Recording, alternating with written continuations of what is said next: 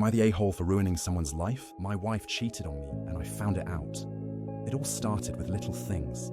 She was acting different, hiding her phone, staying out later than usual, and being oddly distant. I told myself I was overthinking it. But you know that gut feeling you get? The one that won't let you sleep at night? Yeah, that feeling wouldn't go away. One night, her phone was buzzing non-stop while she was in the shower.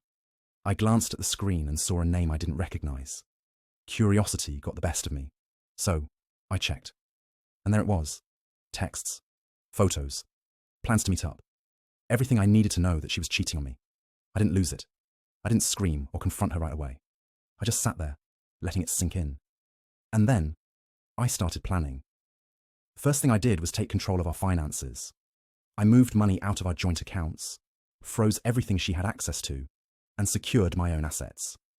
The next morning, she went to buy her usual coffee, and her card was declined. She called me, confused. I let it go to voicemail. Next, the house. Legally, it was mine. She had no claim to it because of a small clause in our prenup that she never cared about.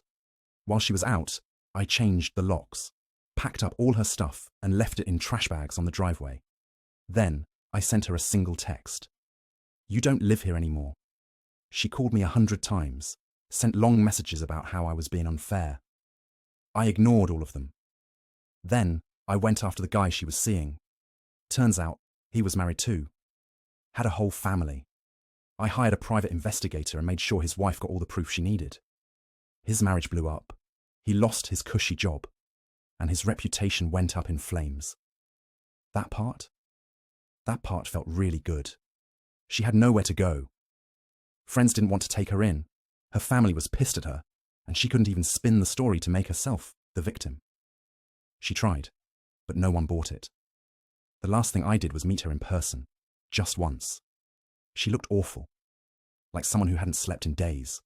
I handed her a folder with everything I had done. She flipped through it, silent.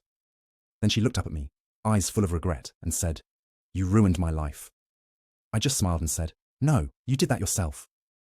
Then I walked away, and damn, it felt good. Am I the asshole of the story?